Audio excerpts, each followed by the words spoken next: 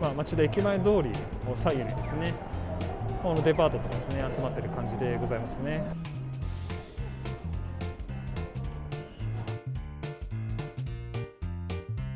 この絹の道というのはですね、やっぱ町田も歴史をですね紡ぐような、それではですねレトロなね町田仲見世商店街というところね来てまいりました。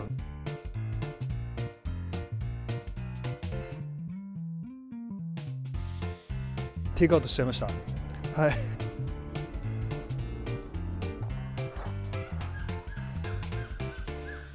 めっちゃ声がいるんだね、境川。なんか芝生でのんびり楽しいですね。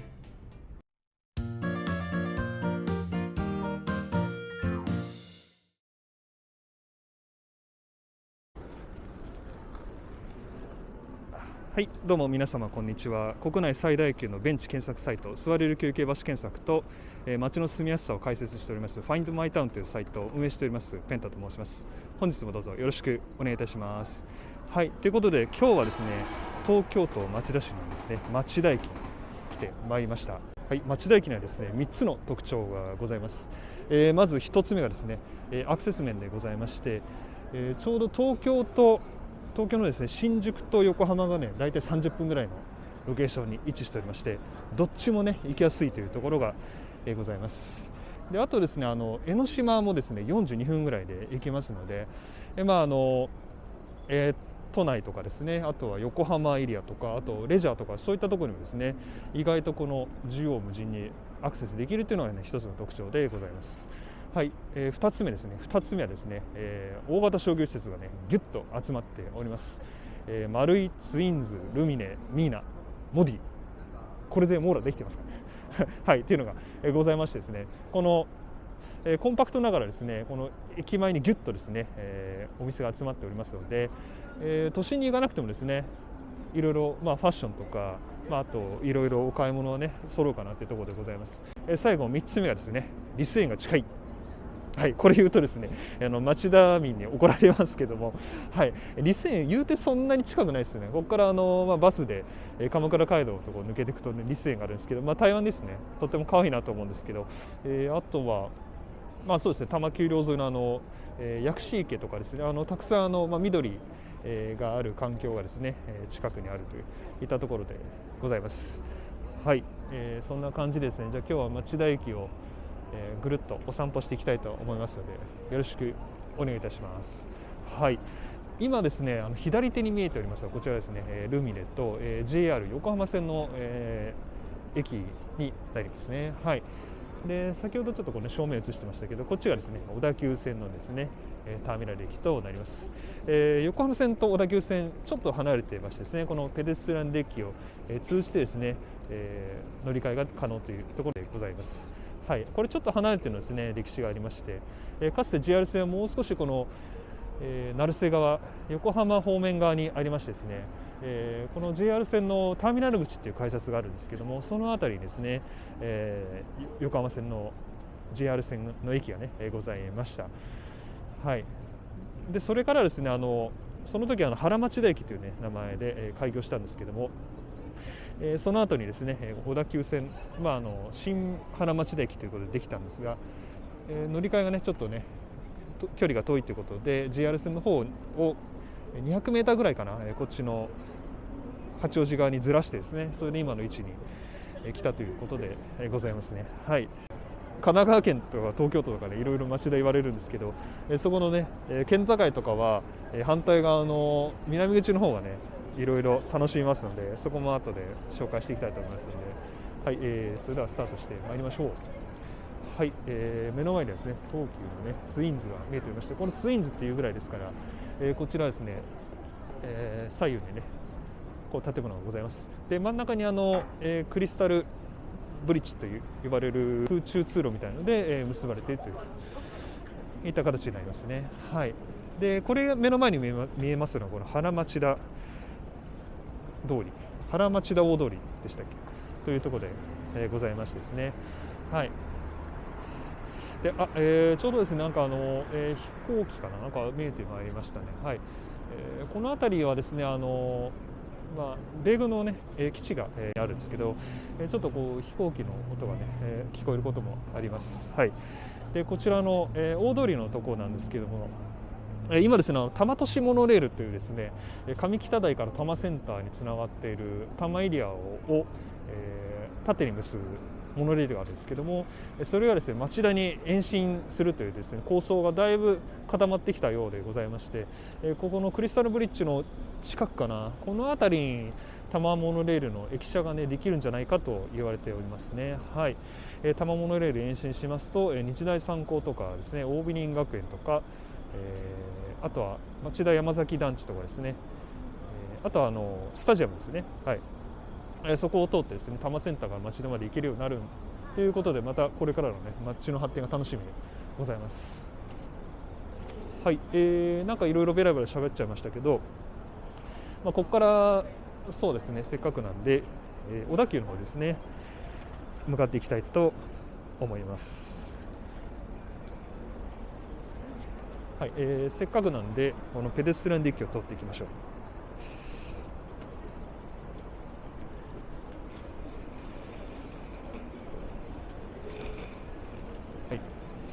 ですね、じゃあここからちょっと右手に曲がって、丸井に沿って行っていきたいと思いますね。はい。町田のバスが結構発達しておりましてですね、バスのですねターミナルが2つあるんですね。でこの小田急側が町田バスセンターで、JR 側が町田バスターミナルっていう、なかなか初見ですとね迷いやすい、混同するちょっとバスの乗り場が2つあるんですけども、はい。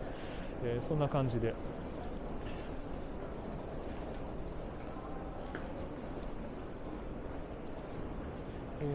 この左手側の、丸い、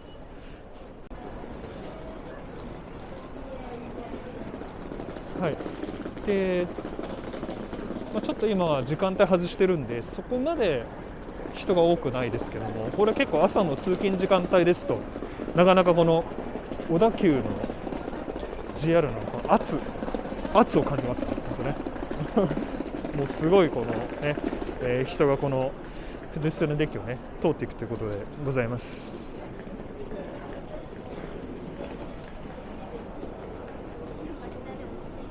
はい。丸井を通ってですね、この右手側が、小田急町田駅ということで、旧新原町田ということですね、あります。はい。この町田ゼルビアですね、J1 にね昇格してなかなか盛り上がってますね。なんか SNS から見ましたけど、このスタジアムがすごい不便なところにあって、なかなかバスでしか行けないということで、多摩モノレールの早期開通、楽しみでございますね。はい。町田ゼルビア J1ということで、盛り上がってますね。はい。でこの右手がですねモディ、ございますよね。町田モディ、渋谷とか横浜にモディありますよね。そして小田急百貨店ございまして、この小田急百貨店のですね屋上結構私好きです。なんかすごい広々としてて、町田、人は多いんですけど、意外とその屋上はすごい開けててね、ちょっとのんびりするのもいいかなって、そんな感じのがですねあったりします。地図見てみましょうかね。私もちょっとバタバタしちゃって今、少しテンパってるんですけど、はい。ですね、こちらですねJR 線の、ね、町田駅で、これが小田急線の町田駅ということで、こういう感じで今ねこういうクランクみたいな感じで歩いてきました。はい。でここの一帯、原町田一帯がですねすごい商業施設がねたくさんございます。はい。で左側にですねこの境川という川が流れていますね。でこの境川がですね東京都と神奈川県の、境になっているんですね。これは昔の大国武蔵国と相模国というあったんですけども、その時からこの境川をね境に境にしてたっていうか、そんな感じでございます。でちょっとねここややこしいのはですね、この町田駅の、ね、南口のところ、ここずっとこの点線で引っ張ってあって、ここは県境ですよって言うんですけど、ここちょっとねこうなんか少し JR 側にこう入ってって、でこれヨドバシなんですけど、ヨドバシのところこうなんか少し県境ですね。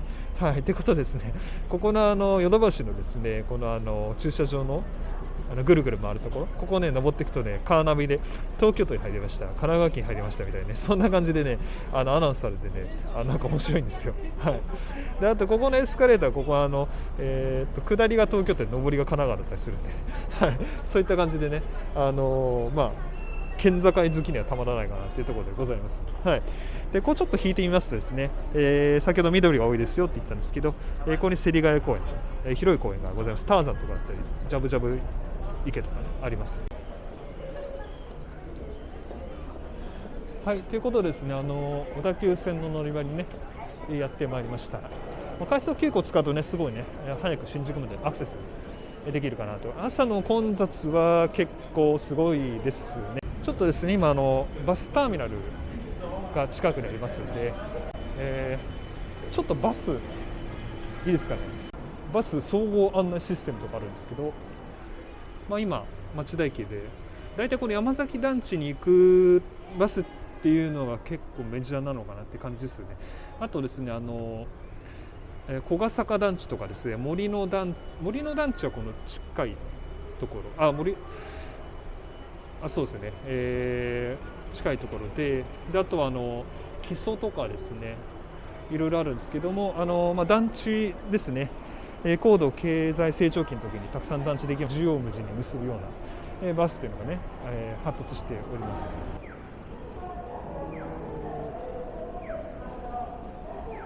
ちょうどですねこのペデストリアンデッキからこう抜ける感じでね、町田駅前見ることができるんでこう来ていました。はい、こうしてみるとですね町田駅前通りを左右にですねこのデパートとかですね集まっている感じでございますね。はい、丸いモディ、ルミネ、ツインズみたいな感じでですね。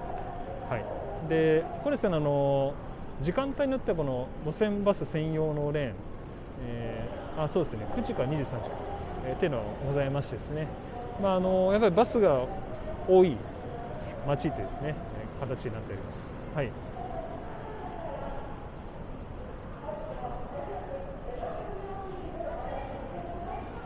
はい、でバスね見えてまいりましたけどですね、このクリーム色のバスはこちらは神奈川中央交通の神奈中バスでございますね。はい、次に来るバスもこれも神奈川中央交通の神奈中バスでございますので、はい、東京都町田市ですけどね、神奈中バスがこれね町田駅にね乗り入れてるってことで、そういったところもね、町田がね神奈川って言われてしまうゆえんなのかもしれませんね。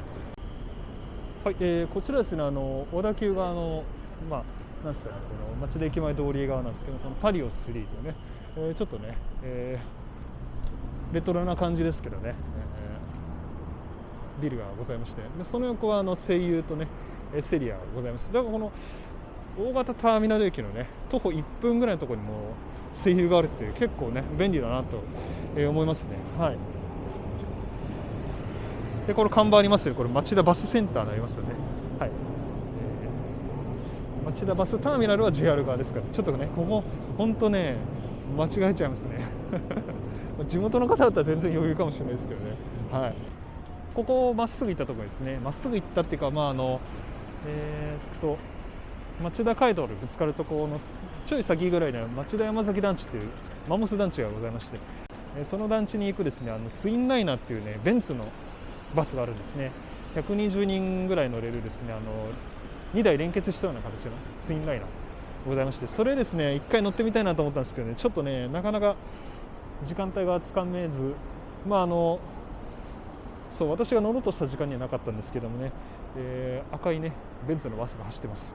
これ結構ですね珍しいですよね。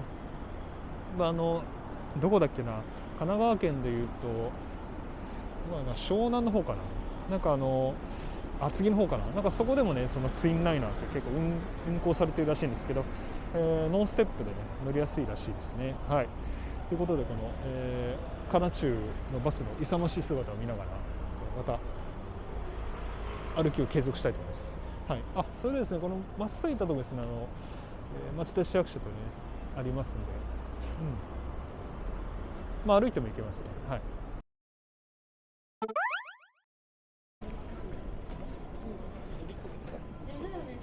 はい、それではですね、モディの横ですね、小田急線とモディの間ぐらいのところですね、歩いていきたいと思います。はい。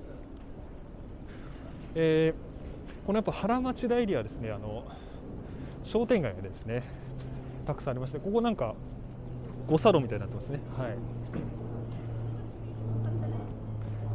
ですね、本当にね飲食店とかねたくさんありますんで、ここね抜けてったとこも楽しいですし、もうしようかな。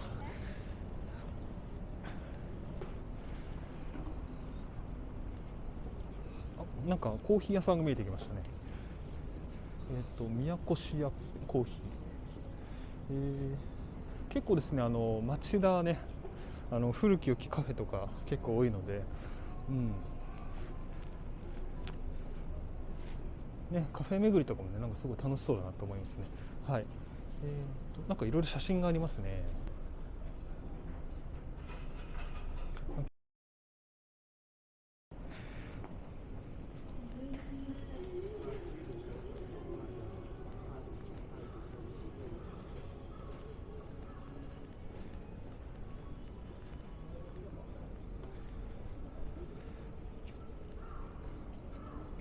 はい、こちらですね、ちょっと広場に出ました。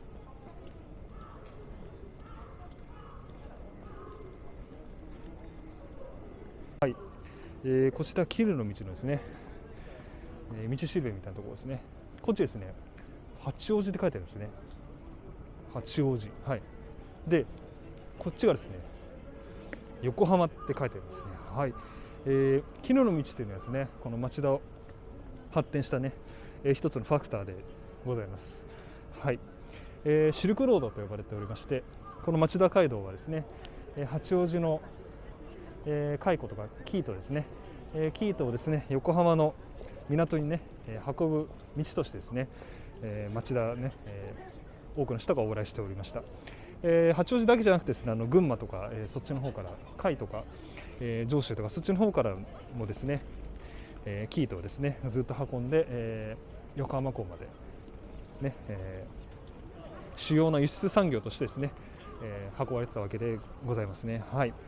でこの絹の道がございましてですね、結構その、海外のね思想とかも結構この界隈では入りましてですね、自由民権運動、みたいなちょっと政治的な活動も流行ってきてですね、で、ちょっと神奈川県のですねちょっと県政と少し対立するような、一面もねあったみたいです。であとちょっと別の話になるんですけども、東京都ですね、浄水をですね水源を確保するためにですね玉川上水っていう、よく使われているんですけども、玉川上水が一部神奈川県に入ってしまってですね、でそれは水源の確保と水源の管理をね東京都がしたいということで、そういったね、思惑がございました。はい。でその水源の確保とですね、あとその自由民権運動をですね、神奈川県に対立しているのをちょっと抑えるっていう目的で、もう町田じゃ東京都に、編入しようみたいなそういった動きがございましてですね、それから町田はですね東京都に、ね、なったわけでございます。はい。東京都のこの地図を見るとねちょっと、相模原のところが少しこうちょこんとこう出てると思うんですけど、出っ張ってると思うんですけど、そこはね町田ということでございまして、この絹の道というのはですねやっぱ町田も歴史をですね紡ぐような、そんなところでございますね。はい。この絹の道を契機にですね、やっぱり乾物とかいろいろそうやっぱ特産品みたいのをやっぱこの辺り扱うお店が多くありましてですね、そういった意味でその老舗の、昔のねお店とかね、残ってたりします。はい。絹の道ですね、八王子のですね玉多摩美術大学の近く槍水ってとこあるんですけど、そこの辺にですね資料館がございましてですね、木の道資料館ってなって、そこで確かね無料だったと思うんですけど、はい、そこで蚕の話とかですね、いろいろ勉強になるかなっていうところなんで、ぜひ、おすすめです。はい。ですね、ちょっといろいろお店がありすぎて、ちょっとでも路地行きたいですよね。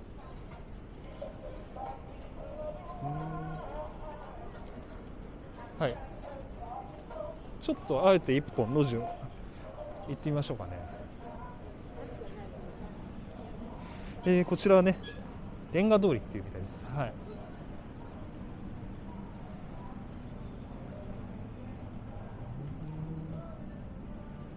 この大衆酒場もいいですね。こうね、もつ煮とか、こういうところで駅近くで飲んだくれたりとかね、せんべろ的なお店もね町田ありますし、あと古着屋さんも多いですね、町田っていうと。はい。古着屋さんが多いのもいいです。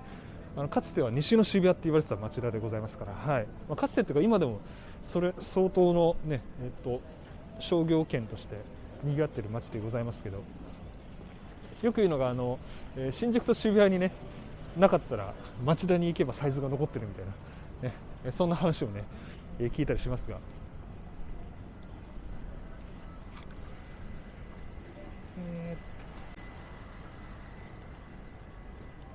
さてそうですね、生地とか手芸用品の岡田屋がありましてですね、アパレルだけじゃなくて、こういったなんていうんですかね、クリエイターっていうか、そういった方にもですねいろいろ材料が揃う街ということで、本当になんか町田でいろいろ完結するんですよね。はい、そんなとこでございますね。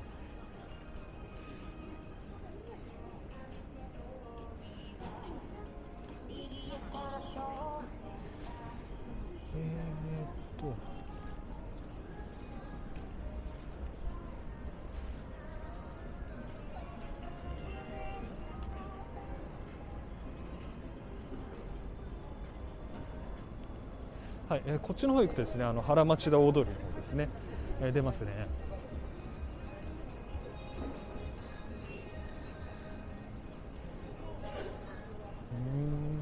やっぱ駅近くはチェーン店多めですけど、はい、あとですね、ここのビルの上にですね、こ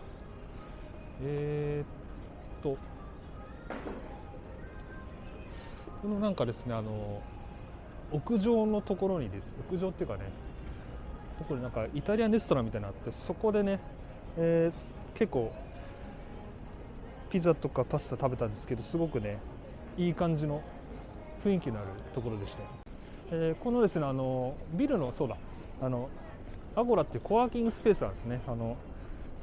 アゴラ武装っていう、結構広いコワーキングスペースで、町田駅でって言ったら、多分一番広いんじゃないかなっていうところですよね。私さっきの絹の道のね、日があった近くにビズコンフォートっていうコワーキングスペースは何回か行ったことあったんですけど、はい、こっちはですね、本当に広くていろいろ交流とかなんかイベントとかもねやってるような感じでございます。はい。でこっちの方ですね、はい、少しこうなんか緩やかな坂になってですね、クリスタルデッキが、ね、よく見えます。はい。でこちらのですね町田中央公民館、ございまして、駅近くの高級施設、あともう一個は成瀬川に行くと図書館もあるんですけど、この中央公民館のところに自習できるスペースがあったかな、パソコン広げられるスペースがあったかなってちょっと記憶してますね。はい、なんか写真あったら載っけておきます。はい。でもしリス園行きたいってなったら、ここをまっすぐ行って、鶴川街道と鎌倉街道途中でぶつかるんですけど乗ってないか。はい、まあいいですね。はい。という感じで、やっぱこの一本横の道もねたくさんお店あって、こちら2番街っていうみたいですね。はい。でこちらがなんかな町田の泉ね。はい。ちょっと泉は分けれてないですけど、どうしましょうね。まあでもこっちも少し見ていきますか。はい。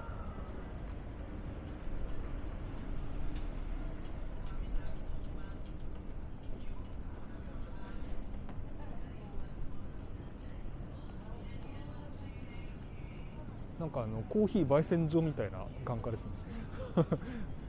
はい。コーヒーで思い出しましたけど、町田はスターバックスが 8軒あるんですかね。8店舗あるみたいで、渋谷と匹敵するぐらいスタバがあるんですよね。はい、町田。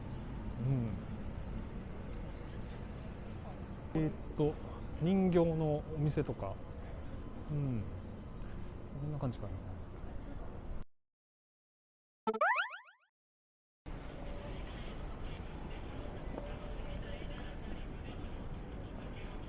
はい、それではね、町田の商店街ぶらりしていきます。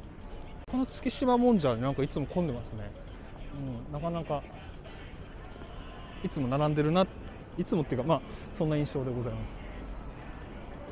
はい、障害学習センター中央公民館。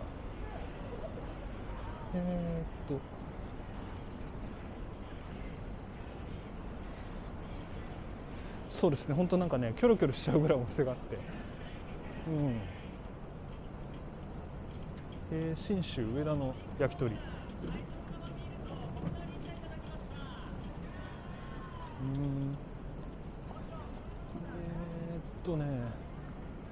ちょっと歩いてみますか。こちらのですね商店なんですけど、ここ本当に創業明治からやってるですね乾物屋さんですね。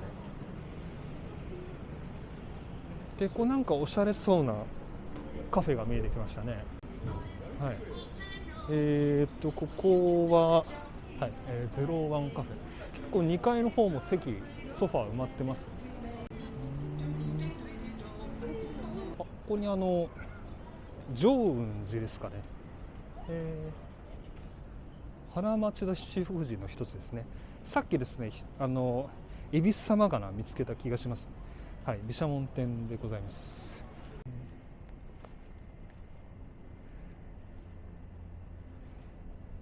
このカラフルなね器みたいなのがちょっと気になりますけど。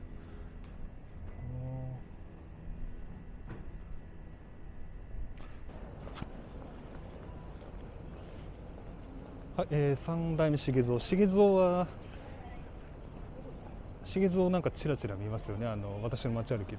はい、重蔵ございまして、あとはこのですねビッグカメラの別館ございまして、なんかアウトレットとかじゃなかったでしたっけ？違ったっけ？はい、っていうのはございますね。南口側の方にもね家電量販店があるんで、ここも乾物とか珍味とか扱ってるね、川原商店でいいのかな、ございますね。豆とかスルメとか美味しそうですね。目指しね、本当に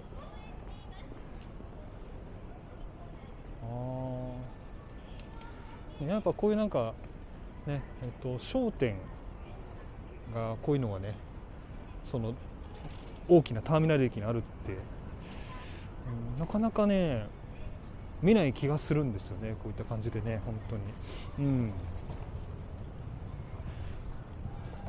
やっぱりその横浜と八王子がだいたい40キロぐらいですけど、その中間地点にある町田ということで、乾物とかもそうなんですけど、他にはですね例えばそのですねその中間地点の宿場町とした側面ということで、ビジネスホテルとかそういうの旅館とか多いんですけど、それとあとその馬刺しですかね、馬で、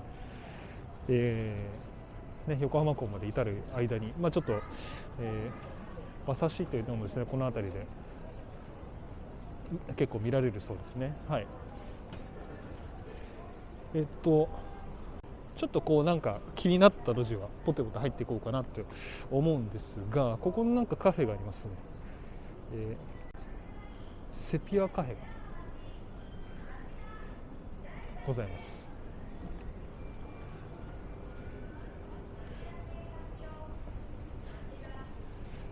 やっぱりこうなんか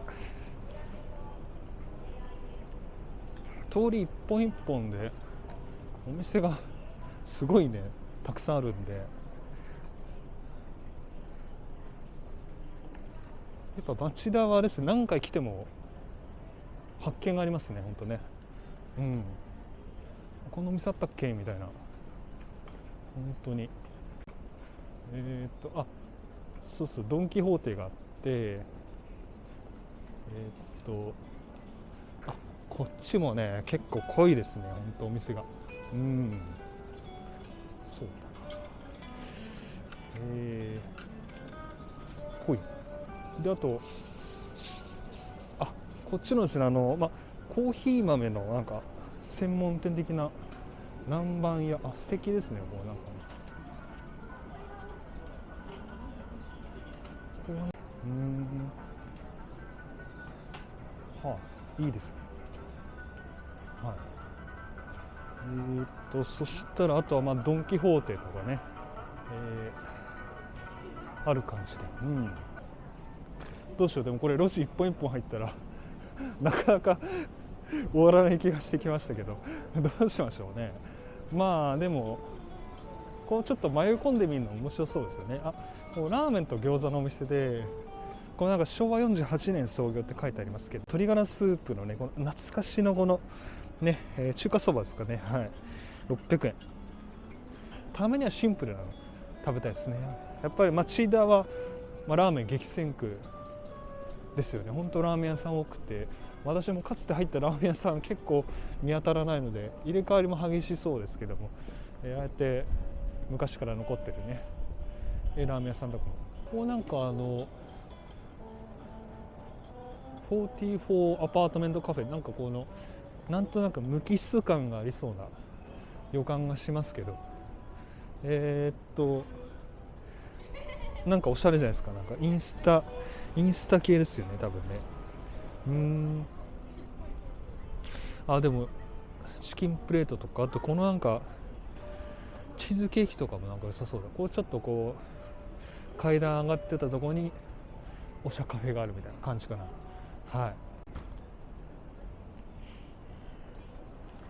ターミナルロードって言われてます。で、ここですね、ちょっと斜めってますよね。で、今町田駅ここなんですけど、先ほどちょっと申し上げたかもしれないですけど、町田駅のターミナル口っていうのはね、この辺にありますね。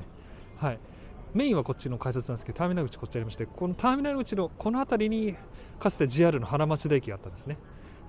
で、原町田駅からこの新原田町駅、今でいう小田急町田駅なんですけど、ここですね、なんかサラリーマンがこれを走って乗り換えてたらしいですよ。こうちょうどこのね斜めの道なんですけど、ここだからマラソン通りみたいなそんな感じの名前ついてたみたいですね。かつて700メーターぐらい離れてたみたいですね。こっちの方はでもなんかこの道ね、なんか渋そうなとこありました。写真館と洋裁店がございますね。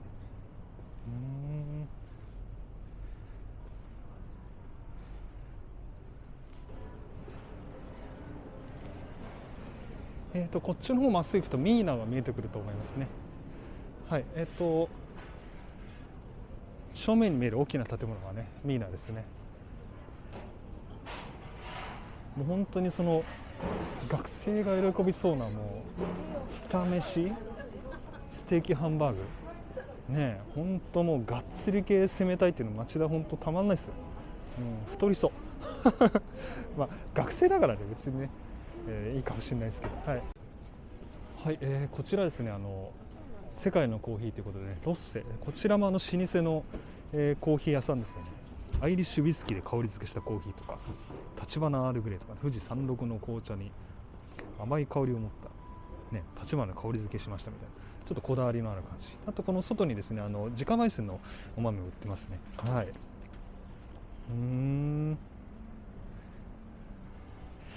ということで、このね喫茶店でゆっくりしたいという、方ね、結構、町田駅から歩けるところでねおすすめかなという。あとこちらもなんかお茶屋さんですかね。すごいなんかね、もうほうじ茶の香りがすごいしますもんね。最近ねほうじ茶ハマってるんですよ。なんかそうほうじ茶いいなと思って、最近でも会社のディスペンサーもなんかほうじ茶がなんかレギュラー入りして私ほうじ茶の消化率高いかもしれないですけどはい、そうですね。さあここからですね濃いエリアになってきますね。はい、こちらですね町田仲見世商店街になります。はい、じゃあこちらちょっとねぶらりしていきたいと思います。よろしくお願いします。はい、ここはですね飲食店が入り口ということで、なんか吉祥寺のハーモニカ横丁みたいな、ね、そういったねなんか趣あると、感じでございます。でこちらのですね小籠包屋さんがあるんですが、これめちゃくちゃ美味しくてですね、こういった感じでね、並んで、私もね食べました。はい、その場で食べちゃいました。お腹空きすぎて。はい、それではですねレトロなね町田仲見世商店街というところね来てまいりましたので、ちょっとね中散策してみましょう。よろしくお願いします。はい、こちら町田名物の大判焼きにございますね。なんか、いろいろ種類があるみたいで、めちゃくちゃ種類ありますね。なんかこの前見た大山のクレープみたいなすごい種類いっぱいありますね。どれがいいんだろう。もちキムチチーズとかね、ヨーグルトクリーム。でもこれはどうしようかな。今ね食べたいなと思うんですけど、どうしようかな。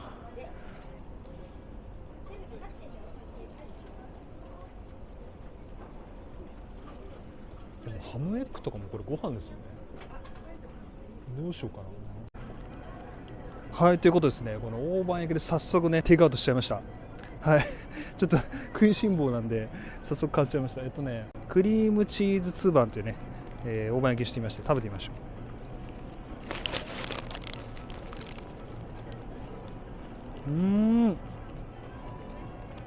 すごいこのね肉厚ですね、本当に。で上につばんで下がチーズみたいな、このコラボレーション美味しいな。なんか SNS で話題らしいです。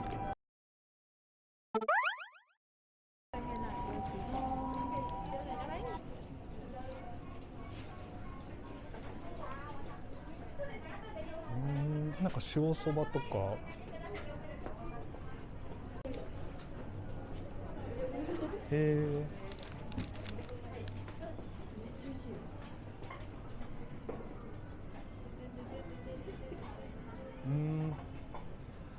なんか楽しいですね本当ね。ハンバーグ専門店豆腐屋さんとか、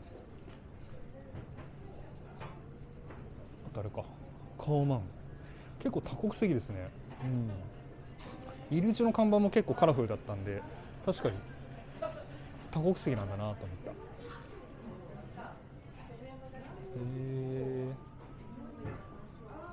ちょっと、昼間だからやってないお店もあるけど、楽しいですね。ラーメン屋さんとかもねこうガラッと入って、中華そば、いいねそれも。ここカフェバーみたいなのもあるんですね。カフェバーとか、これ沖縄料理だ。おお、ね、沖縄そば食べたりとか、あとマグロの専門店だって。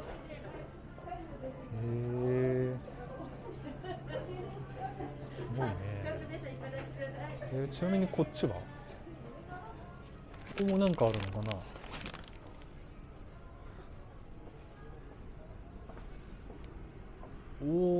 これさっきの裏につながるのか。すごい面白い。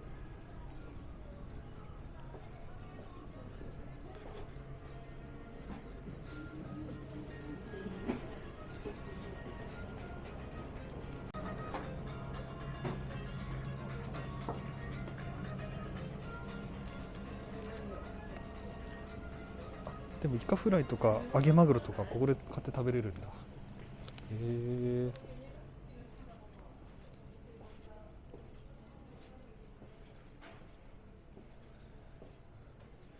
あ、靴屋さんもありますね。そう、やっぱりその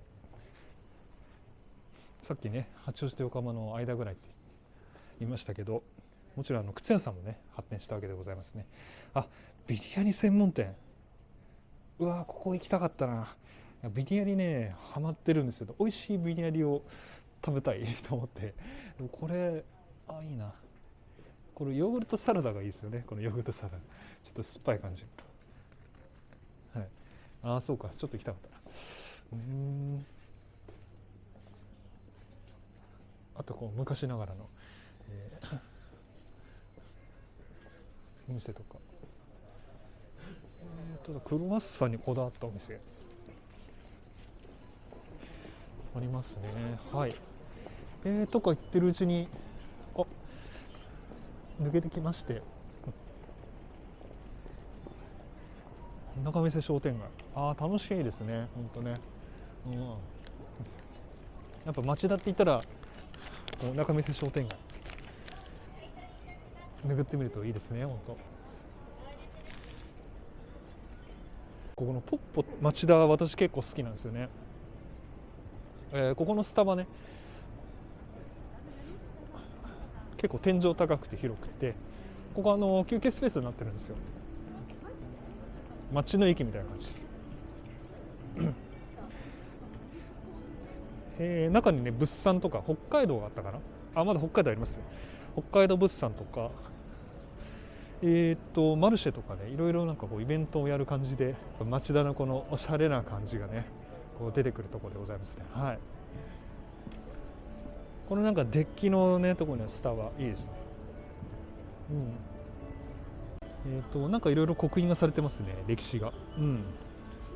こんな感じでベンチもあって落ち着けるところなんで、ここでねたい焼きの続きを、大判焼きの続きをねいただこうかなと思いますけど、美味しい。すごいね、お腹いっぱいになりますね、この大判焼きね。ほんとお腹いっぱいになる。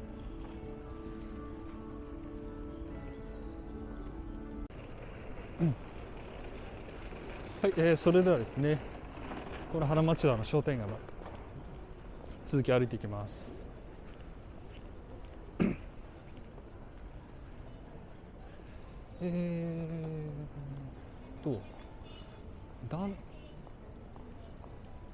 団地圏なんて何でしょう。こうなんか洋食レストランみたいに見えてきました。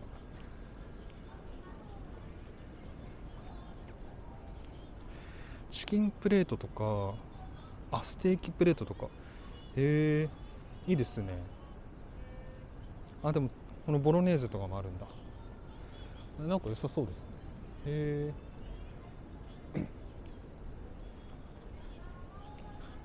そう、町田たくさん飲食店とかグルメあるんで、ここおすすめですよとか、ここ見逃してますよとかあったらぜひコメントで、ね、教えてください。多分私そんなにグルメ詳しいわけじゃないんでね、ぜひいろいろ教えていただけると嬉しいなと思います。こちらですね、大正8年から創業ということでついている森屋精肉店でございます。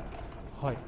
このね豚ちゃんののれんが可愛いですね。この町田名物の焼き豚みたいですね。あとはちょっとこの通りを歩いてみますか。なんか無限あり地獄ってちょっと気になるんですけど、なんでしょう。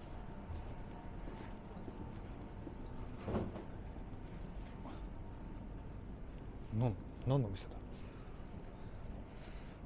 いい感じの、いい感じのなんか居酒屋ですかね、ありますね。小粋な感じの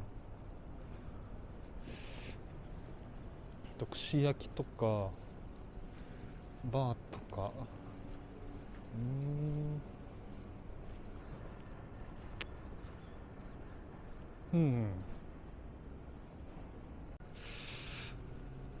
大和横丁っていうのかな。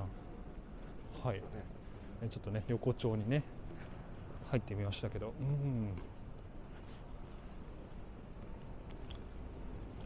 なんか遊べる本屋的なね、遊べる居酒屋ね、遊べる本屋ってね、もうビレッジヴァンガードね、当初の確かキャッチコピーだった気がするんですけど、はい、こうなんか弥生県が急に出てきましたね。こんな看板でしたっけ、弥生県って。最近弥生ってないから分かんなかったはい、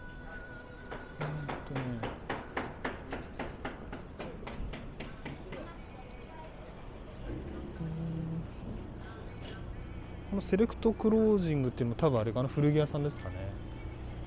はい、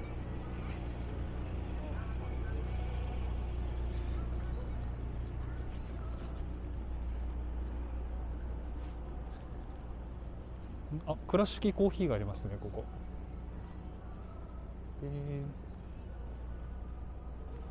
もう広いですね、この倉敷コーヒー。ちょっとゆっくりカフェしたいという時がいいかもしれないですね。はい、もうこっちの方は図書館の方ですかね。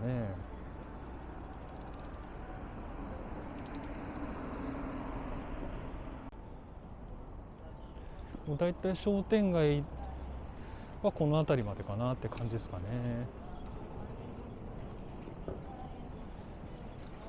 なんか素敵なフラワーショップがありましたね。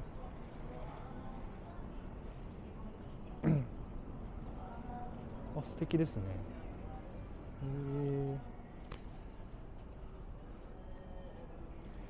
ミーナの方ですかね。この町田ターミナルの方行ってみましょうかね。さっきからなんかターミナル行ってなかなか訪れてなかったんですけど、はい。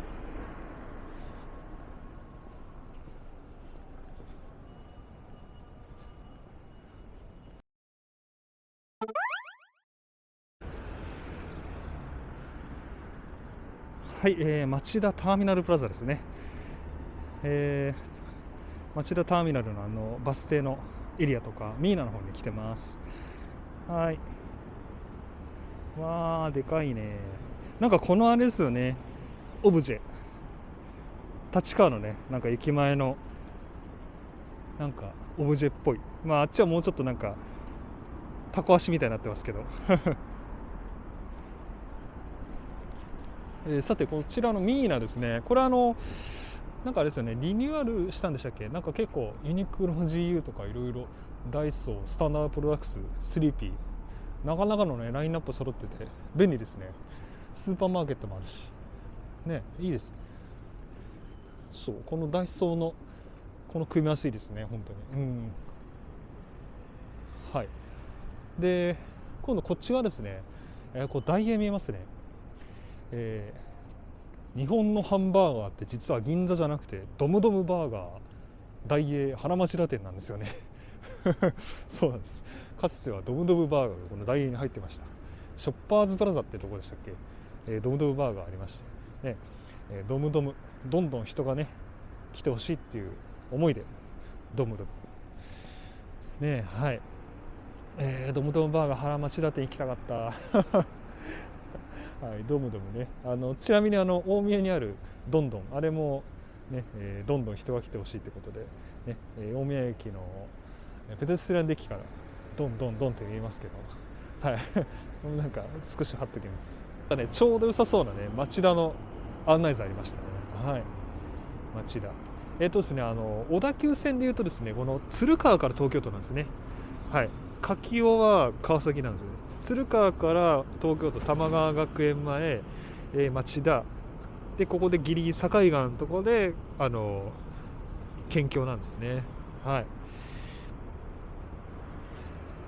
でこの町田のスタジアムはこの辺なんですね。でちょっとですね行きにくいんですね。ここ本当鉄道空白地帯なんで、この町田祇園スタジアムで鉄道空白地帯なんで、ここのところですね、ちょうどこの小田急多摩線の唐木田があると思うんですけど、この辺りが多摩ニュータウンなんですね。この辺り多摩ニュータウンからこう小山田緑地を通ってスタジアム通ってで桜美林学園かな通って多分こんな感じですよね。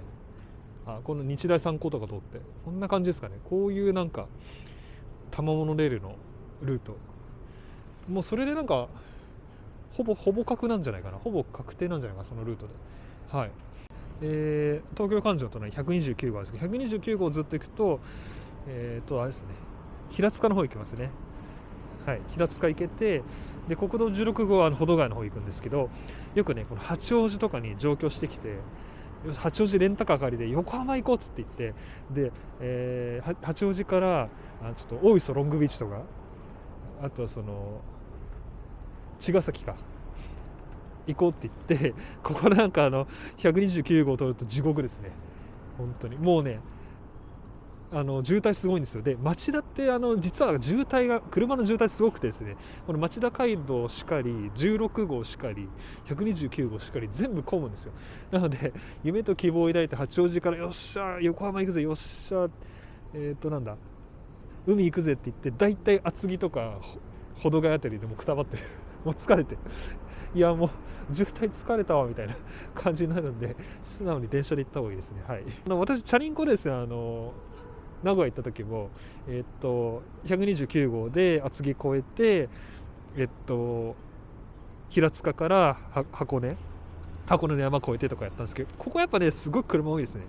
道は2車線3車線だったから、なんかすごい広いんですけど、結構車トラックバンバン通るんで、はい、チャリンコで越えてても結構ね、平塚遠いなと思いましたけど、はい、そんな感じです。町田ターミナルプラザですね。ここなんか休憩スペースありますね。ちょうど地下のところバスターミナルになってですね、こうずっとねこのところバスターミナルになってます。で右がミーナですね。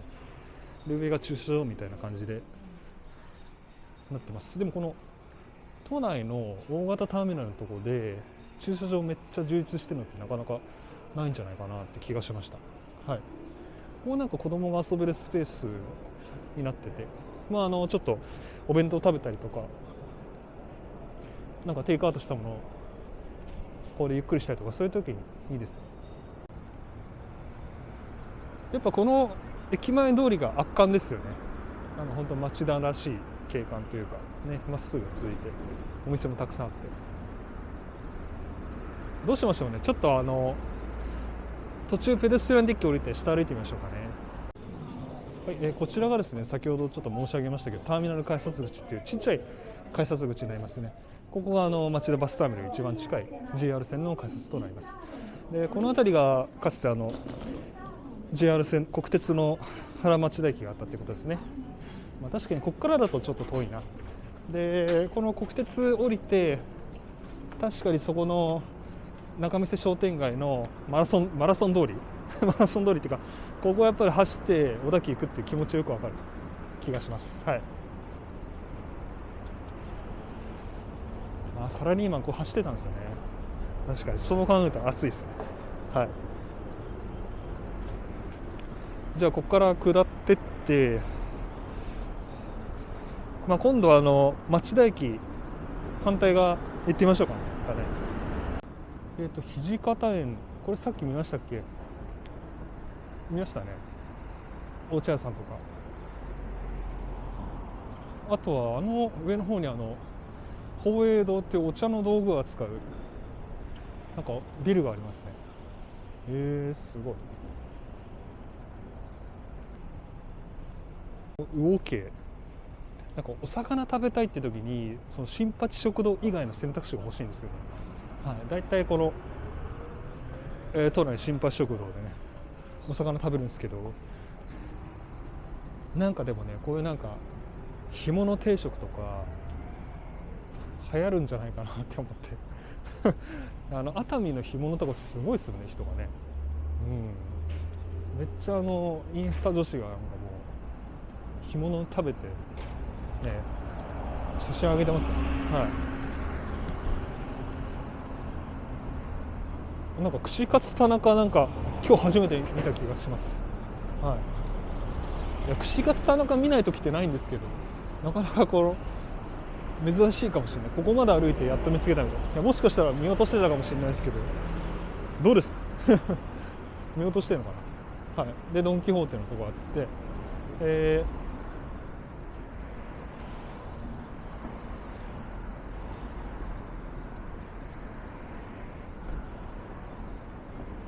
東映堂の宝石とかお茶道具って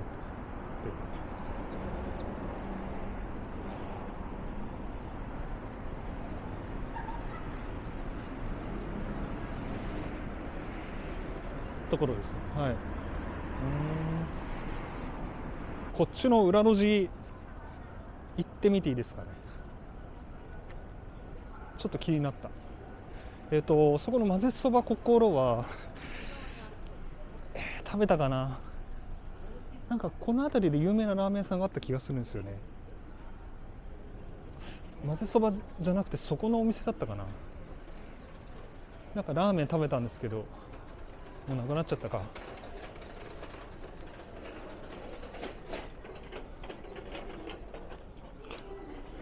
もう JR 線が見えてましたね。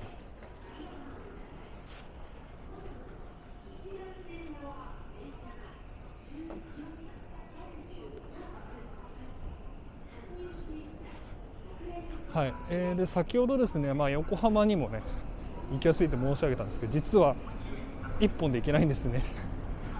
はい、根岸線直通の電車だったら行けるんですけど、ほとんどが東神奈川乗り換えで横浜行くんで、はい、実はね横浜と新宿行けるって言って横浜は1本で行けないんです。電車によりますけど。はい、東急ツインズ。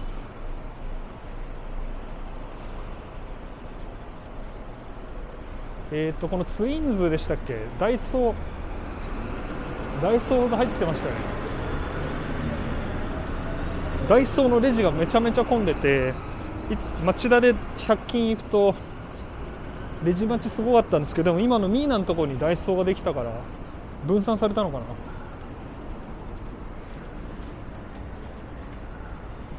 こんな感じで、ルミネはルミネらしいラインナップでね、町田でおしゃれしたい時もいろいろお買い物ね楽しめるかなと思います。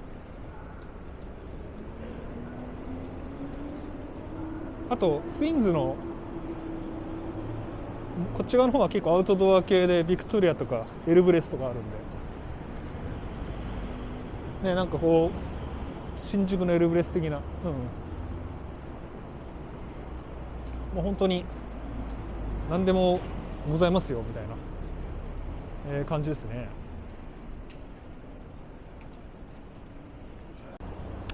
いや今日ねちょっと花粉症っていうのもあって今のど飴バリバリ舐めてるんですよね。結構ですね、撮影になるともう最後ね喉がもうカラッカラになっちゃって全然声出なくなっちゃうんで、今日はのど飴をねたくさん仕込んできたんですけど、ちょっとね声色とか声質が変わってるかもしれないです。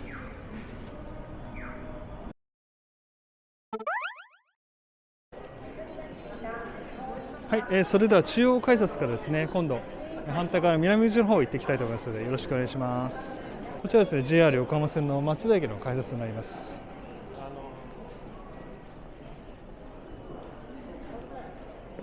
こっちの方は宇野森とかね花町田1丁目方面でございまして、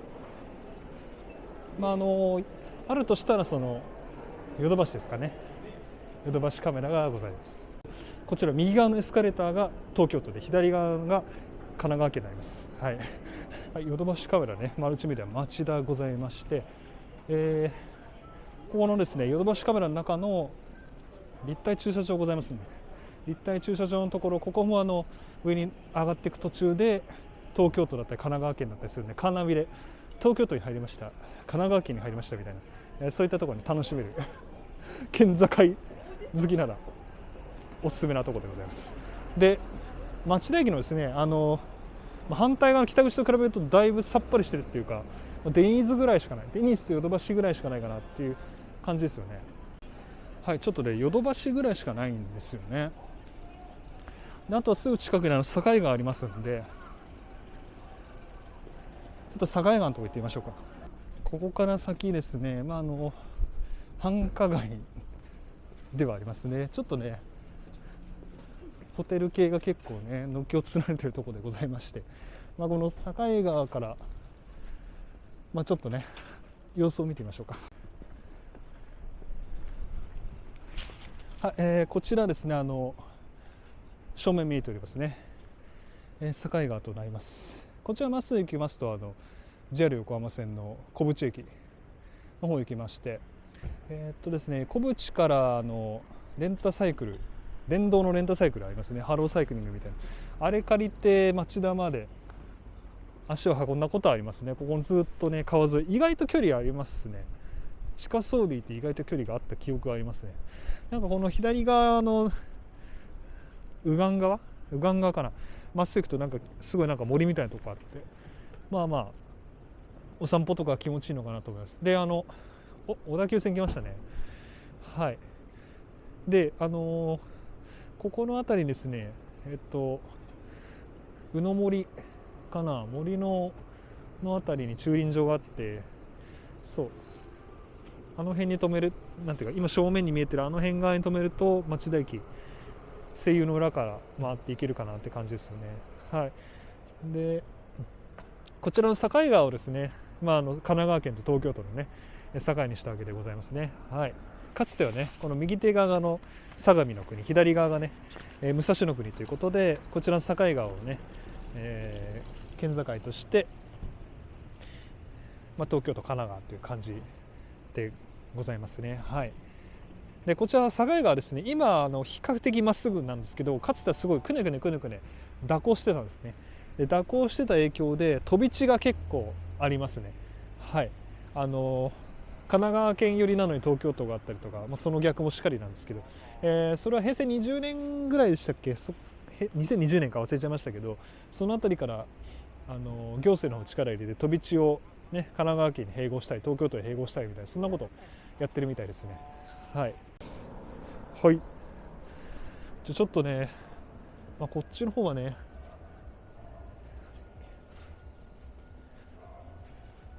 でも今ステップスポーツなんてあったっけな、なんかスポーツ屋さんがあったりとかしますけど、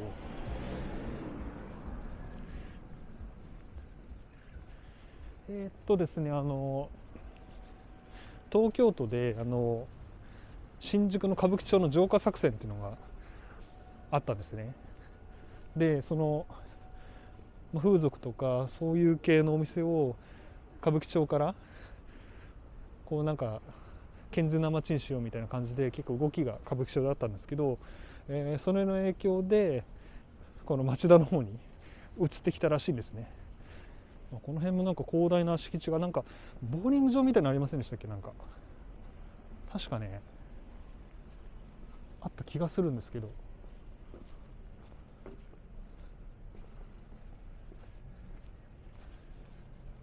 はい、ちょっとね町田駅のその北口と南口側でちょっと全然趣が変わってきちゃうっていうところあるんですけど、でもこうして見てみると結構マンションがいっぱいありますよね。本当になんか見渡す限りマンションがありますね。こうね、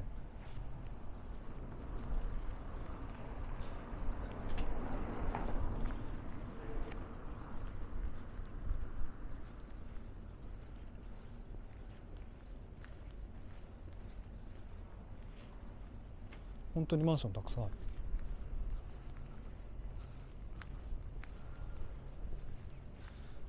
さっきのやっぱり町田の北口の繁華街っぷりと比べるとなんか随分落ち着いた住宅街にマンション街になっちゃいましたけどね。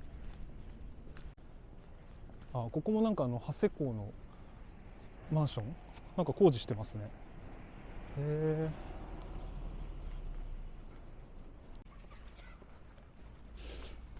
はい、町田駅のちょっと境が渡ってからちょっと歩いてるんですけど、鹿島神社っていうのが見えてきましたね。こちらか。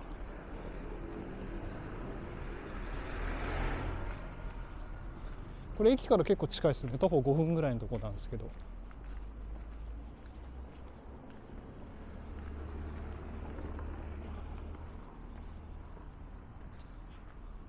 結構立派ですね。なんか威厳がある感じで。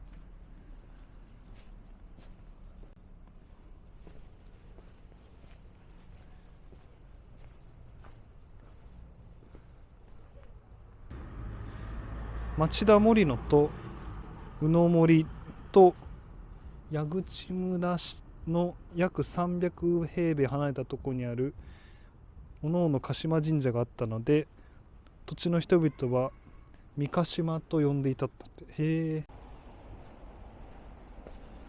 よいしょ。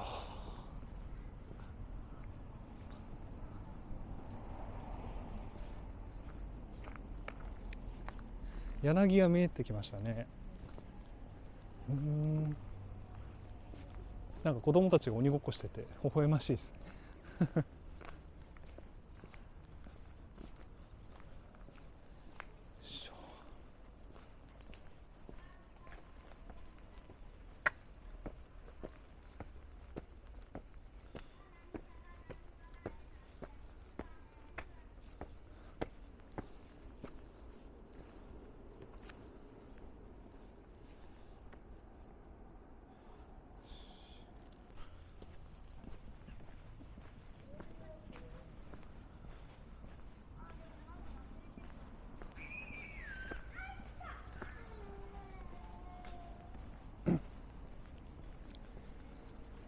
大きな反証がありますね。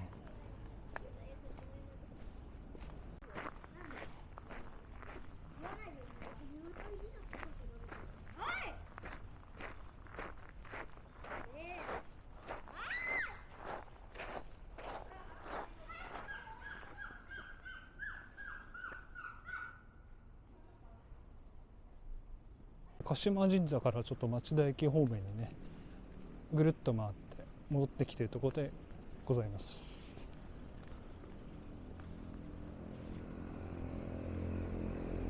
やっぱまたこの飛行機見えてきましたね。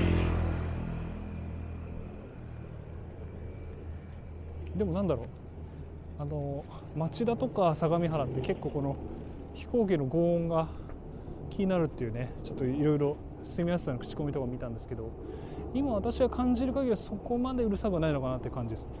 はい。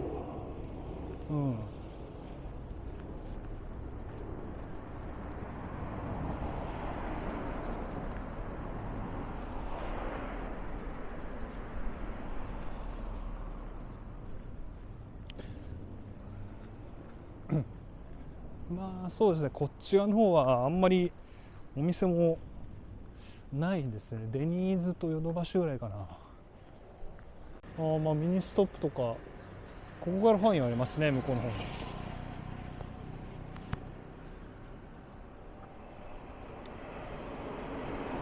小田急線見えてまいりましたね。はい、小田急線が走ってます。飲食店もほとんどないかな。焼き鳥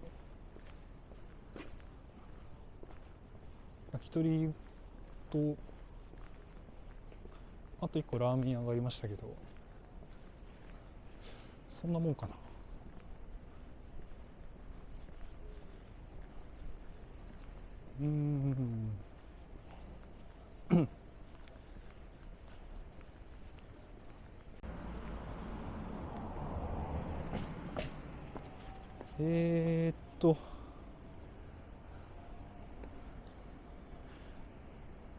あそこにカモさんがいますね。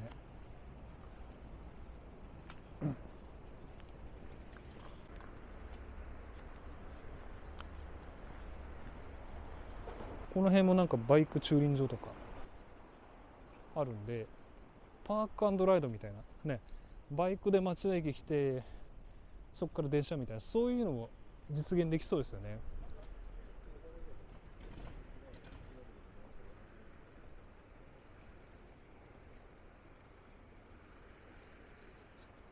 ここからまっすぐ行って小淵行って小淵のイオンとかニトリね行くこともできますね。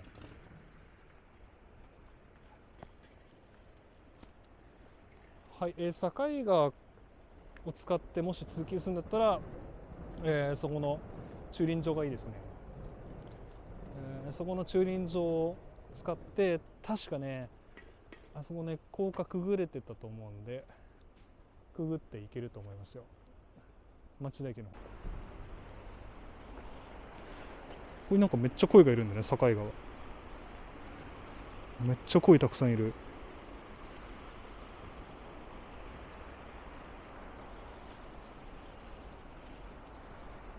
カモより鯉が多いなんかそのパターン初めてなんですけどあのマンションなんか特殊な形してますよね。グローリアっていうのかな。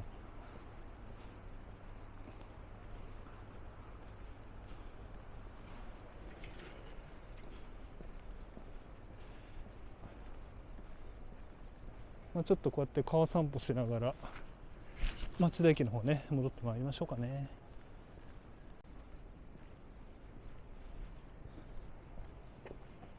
お、あれはウですかね。カラスじゃないですね、ウですよね。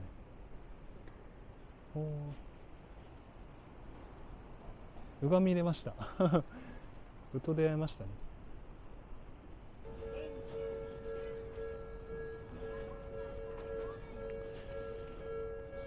いや安いっすね。 2.7 万円とか、まあ、小田急相模原ですけど3万4万、やっぱりこの町田、まあ相模原あたりはやっぱりお値段がかなり抑えられますね。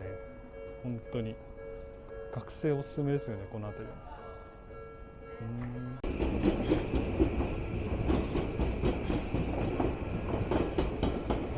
マーラータンとか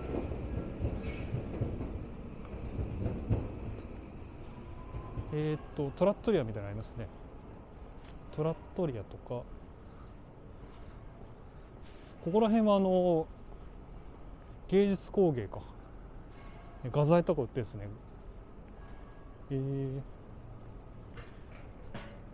あと東進とか駿台とか塾か、さすが芸術にもね、そういったものにもね町田いろいろ揃ってる。こっちの方はこの辺は本当は塾が多いですね。こ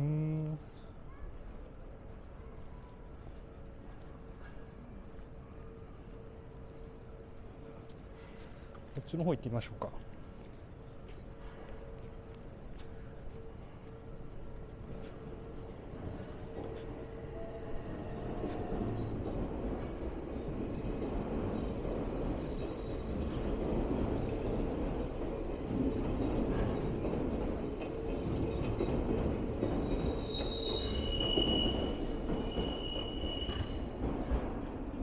そう、なんか菅波楽器という楽器屋さんがありますね。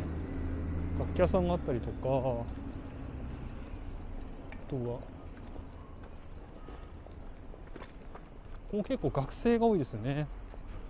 河合塾があったりとかします。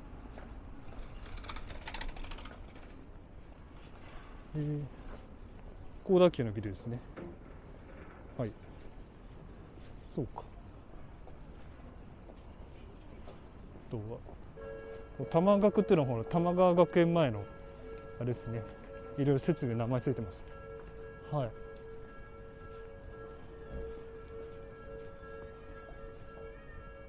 これなんだろう、タルタル雑貨屋さんですね。ヴィンテージもののとか、まあ、この小田急の踏切渡った先にも結構お店いっぱいありますね。あれもすごいもんな。あれもたくさんお店入ってて、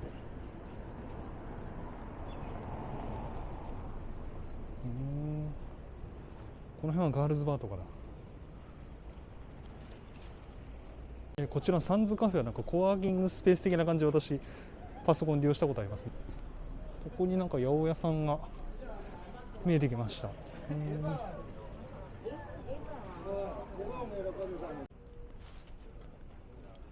い、こちら町田芝広ということですね。この跡地のところですね、芝生広場が広がっております。8時からね19時までということで、なんかピクニックとかできそうですね、町田駅近くで。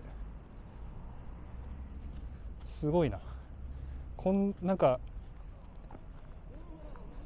こんな芝生のエリアがね、町田駅すぐ近くにあるんですね。ちゃんとねお手洗いとかもねあります。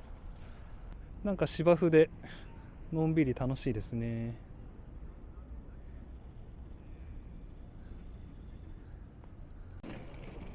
はい、ちょっとねラーメン激戦区の町田なんですけど、ちょっとこの芝広の近くにですね、北海道ラーメン親父とお店ありまして、ちょっと気になりましたんで入ってみようかなと思います。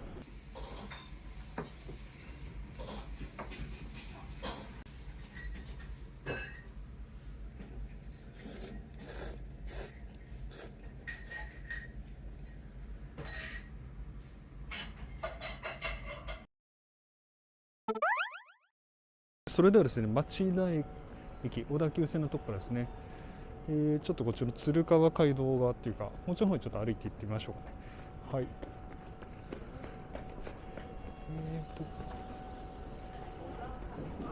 このお花屋さんとか、なんかアイリッシュパブみたいなのがあったりとか、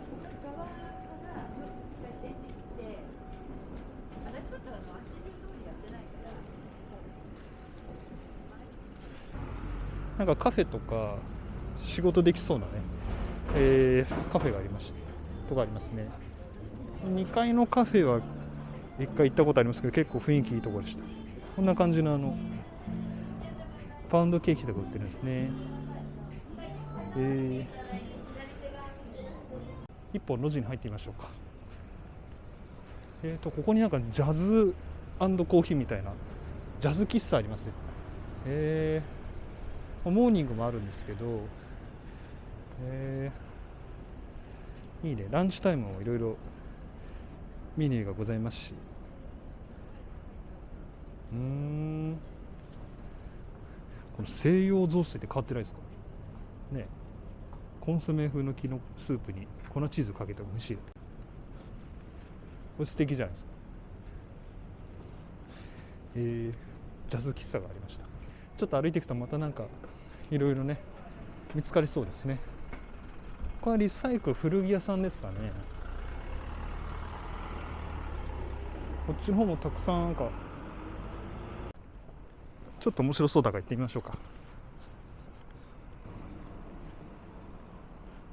なんか船の形をしたね建物すごいですねこれね。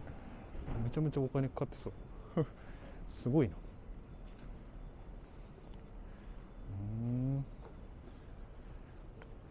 これなんかお寿司屋さんとか刺身もいいですね。1984年創業らしいです。特上握りとか美味しそうやな。カツオスタンド、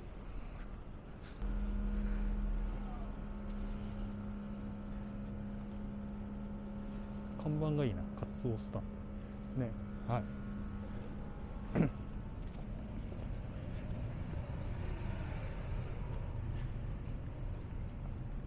こう物産展とか、ここ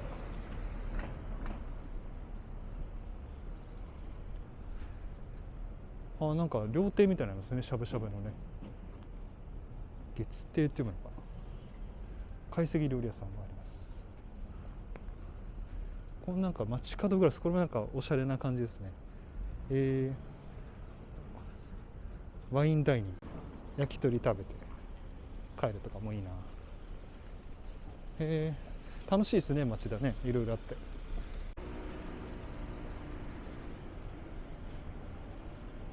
天下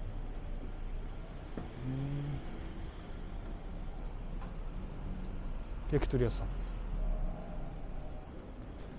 この今川食堂ってなんだろう。三浦漁港から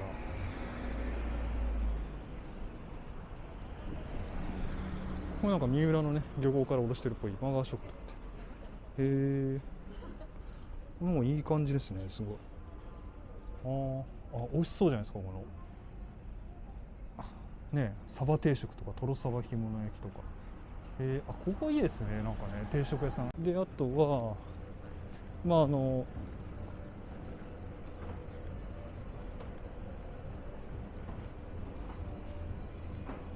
小田急の入り口のところですね。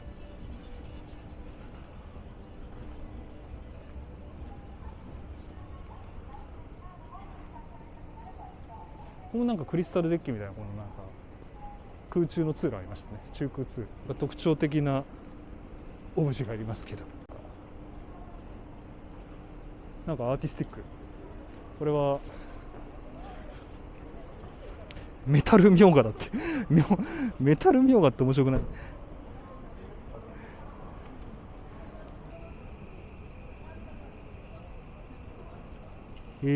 全体を美の理想曲線と言われてマリリン・モンローの身体比率を模したモンロー曲線に仕上げ、メタル表面に太陽と青空を反射することで船に見立てたグランドゥールビルの先端に立つ白波をイメージしています。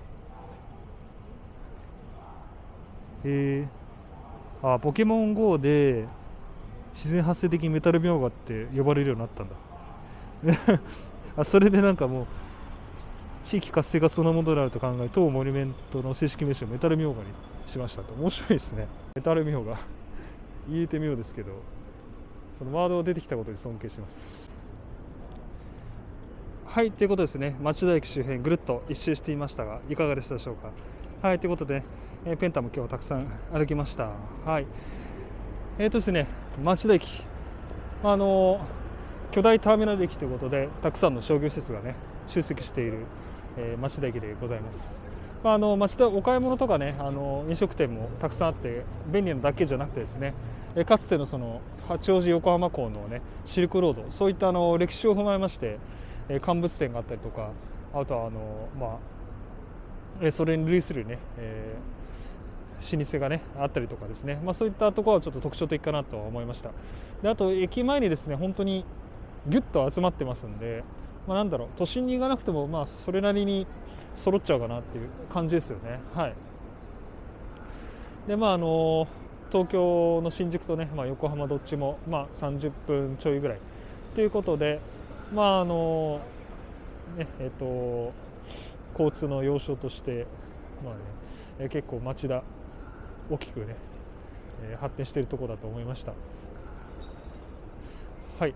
でちなみに東京都じゃなくて神奈川みたいなそういったね言われ方もしてますけど、実はこっちまっすぐ行ったところの成瀬の近くにですね、山田うどんがあったりとか、あとはあれですね、淵野辺からちょっと進んだところにある逗子っていうエリアなんですけど、そこに山田うどんがあったりとか、なんだかんだ言って飛んで埼玉じゃないですけど、埼玉ソウルフードも進出してきたりとか、町田市いろいろね、ありますけども、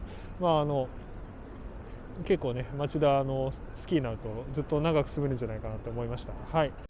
私が、運営してますね、国内最大級のベンチ検索サイト座れる休憩場所検索と、動画で街の住みやすさが分かる Find My Town というサイトを運営してますので、ぜひ、よろしくお願いいたします。あとお手数でなければチャンネル登録、高評価、いいね、コメントいただけますと嬉しいです。特に町田はね、地元の方とか近隣に住まわれている方ね、いろいろコメントいただけると嬉しいです。僕も知らないお店たくさんあると思うんで、また町田来た時ね、それを楽しみに巡ってみたいなと思いますので、よろしくお願いいたします。はい、ということで今日もね長時間動画になりましたけど、ありがとうございました。また次の動画でお会いしましょう。はい、それではさようなら。